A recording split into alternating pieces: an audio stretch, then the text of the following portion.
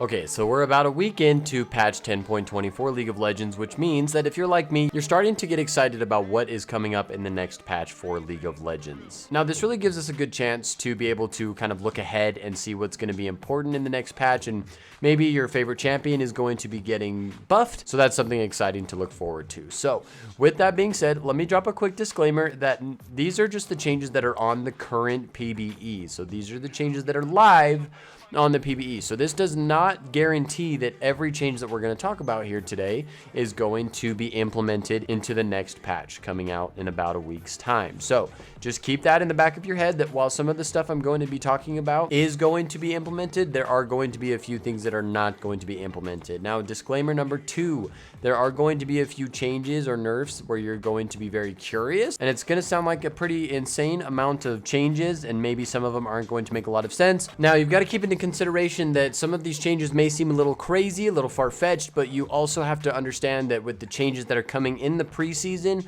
these are going to make a little bit more sense, and I'll talk a little bit more about that as the video continues. We're going to be kind of rapid fire because there are quite a few changes that are going to be happening. So with that being said, and with the disclaimers out of the way, let's jump into our first changes. So we are looking at Caitlyn. Her crit chance now grants 25% less bonus damage to headshot. Now again, that probably sounds pretty insane of a nerf for Caitlyn, but again, with the preseason item changes that are coming, it's going to make a little bit more sense, once you get a little bit of time behind it, if you typically don't play on the PBE. So that's going to be pretty simple for Caitlyn. Jhin, he is getting a damage reduction from crit changed to 14% from 25% of his crit damage. So his damage is being reduced a little bit via his crit damage. It's not going to be too bad. And his crit chance bonus attack damage has been decreased by 1% per 10% of his crit. So Jhin is getting a little bit of a change with the way that his crit shots work. So that's good to see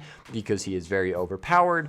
Katarina is getting a little bit of a change. So a lot of her abilities now, the way that they're kind of, it's not really a mini rework, but it kind of is that her Shinpo and her passive now apply on hit effects. So that's going to be good because Katarina is starting to, and really has for a while, started to fall off. Now her Death Lotus, which is her R, again, it now applies on hit effects, and they changed the way that the damage is calculated. They changed it from like a base, they changed it to like a base AP ratio with magic damage, as well as adding an attack speed ratio, so a little bit of physical damage included in that. So she's going to be a little bit more of a threat with her abilities now being able to proc on hit effects. So let's look at Kale now. Divine Ascent, which is just her regular passive. Her attack speed has now been changed 10% per 100 AP at 5 stacks, and that has actually gone up 4% at 5 stacks. So she's going to be a little bit stronger. Kale is a champion that is very strong in the late game, but very weak in the early game. So that's not too bad. That's good for her. Senna is getting a little bit of a change. Again, this is all really focusing around the preseason that's coming up. They're getting champions ready for the item changes and with the major item changes that are going to be coming. So while some of this may be confusing, like I said, it'll all make sense once if you do have a chance to play on the PBE, I would recommend it, because once you see the new item changes, you're going to be like, oh, no, this makes complete sense. So with Senna, a lot of her crit chance has been decreased from her picking up souls, and the way that her excess crit changes to lifesteal, they actually upped that a little bit per AP instead of a flat 20%. So that's not too bad. And her R, the damage ratio has been increased to 80% from 50%. They're really compensating for some of her damage that's being taken away with with a little bit more damage coming from her R, and with a little bit of lifesteal coming back from her passive.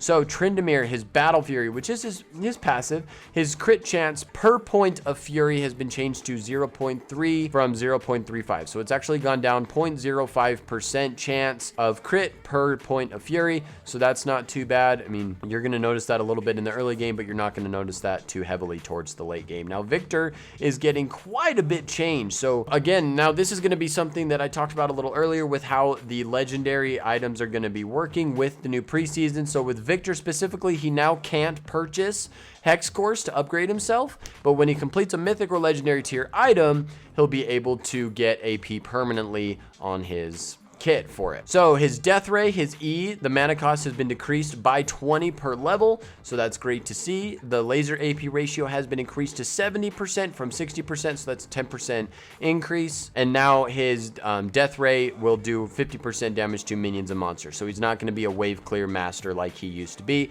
but that's not going to be too bad.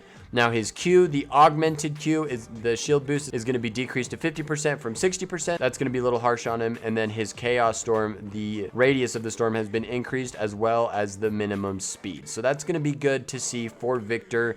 Again, there's quite a bit coming for him, but those are just, you know, the big ones. I'm just trying to cover the big stuff for you guys because there is a lot to go over. The Volibear change, Relentless Storm, which is his passive. He now gets 4% attack speed per 100 AP ratio per stack, so that's going to be good for him. That also applies with his Q and his Sky Splitter, which is his E. The cooldown has been decreased from 15 to 14, 13, 12, 11.